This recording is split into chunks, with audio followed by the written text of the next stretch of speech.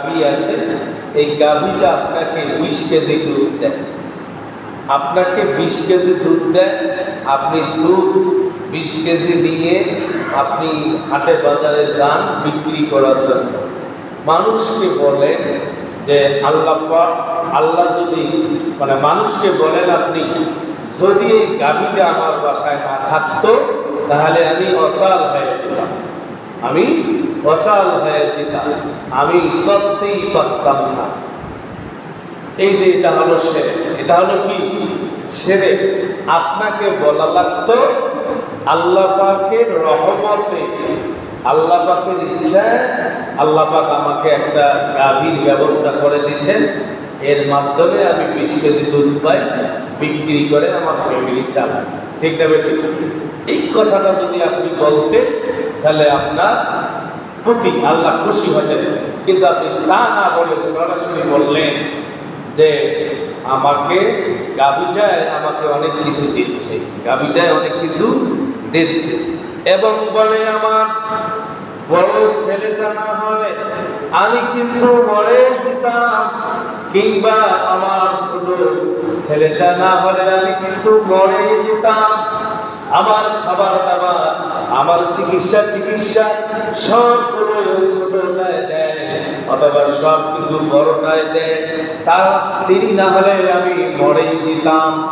কিন্তু এখানে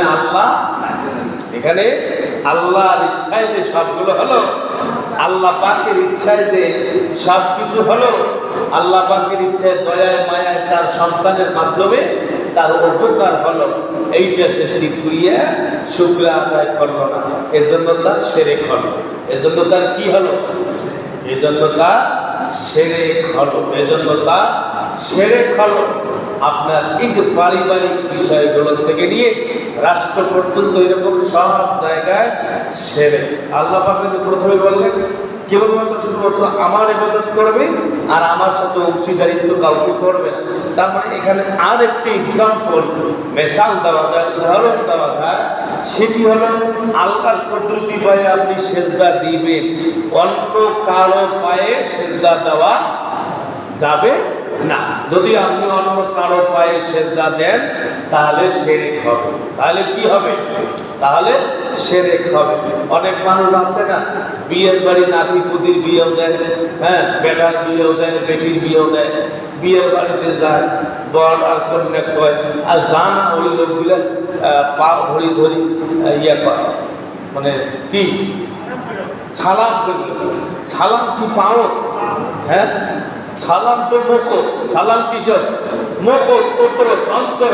আসসালামু আলাইকুম ওয়া রাহমাতুল্লাহ, আমার জন্য দোয়া করবেন সকলে।